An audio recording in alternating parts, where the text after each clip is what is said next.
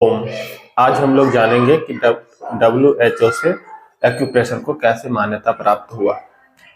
Acupressure के बारे में हम पिछले क्लास में जान चुके हैं कि वो कैसे हमारे देश से औरों जगह फैला। उसी तरह से यह रेड इंडियन के कल्चर में भी फैला। रेड इंडियन एक्यूप्रेशर पद्धति से पैर के बिंदुओं पर दबाव देकर रोग की चिकित्सा करते थे 16वीं सदी में। और 16वीं सदी में ही रेड इंडियन से एक्यूप्रेशर जो है धीरे धीरे करके अमेरिका में फैलने लग गया।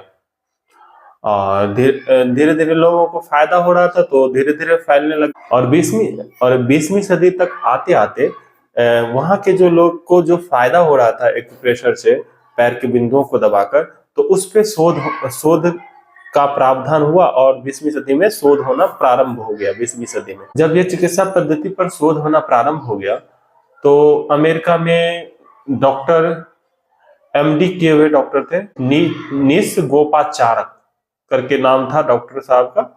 वो इस पद्धति को अपनाया और लोगों में चिकित्सा के साथ साथ इस पद्धति को करना भी प्रारंभ कर दिया, यानी कि एक्यूप्रेशर को। हम पहले ही जान चुके हैं कि चीन कैसे पहुंचा था चिकित्सा पद्धति।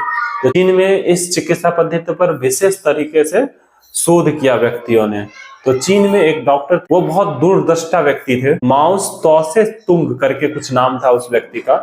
वो बहुत 1949 ईस्वी में वह चीन में इस चिकित्सा पद्धति को प्रचार प्रसार करने लगे बहुत अच्छे तरीके से। फिर धीरे धीरे करके वहां से चिकित्सा पद्धति, इसी तरह से धीरे धीरे चिकित्सा पद्धति फैलने लगी। और 1950 ईस्वी में करीबन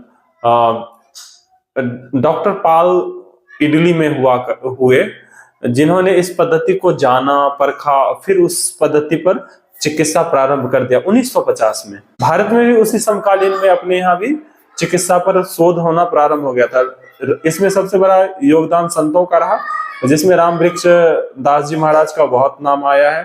फिर डॉक्टर गुप्ता उससे संपर्क में आए, तो डॉक्टर गुप्ता ने भी इस चिकित्सा पद्धति को अपनाया और जन कल्याण में इस चिकित्सा पद्धति से धीरे धीरे योगदान देना प्रारंभ कर दिया। 1979 ईस्वी में चीन में बहुत विशाल सम्मेलन रखा गया एक्यूप्रेशर का, और उसमें सारे वर्ल्ड के जो जाने माने थे एक्यूप्रेशर के डॉक्टर सबको बुलाया गया।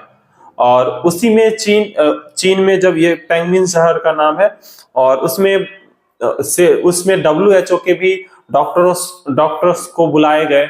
और WHO जब ये पद्धति को देखा तो वो अचंभित हो गया, और अचंभित होकर इस पद्धति को उसी समय पद्धति को मान्यता प्राप्त करने के लिए आगे बढ़ा दिया।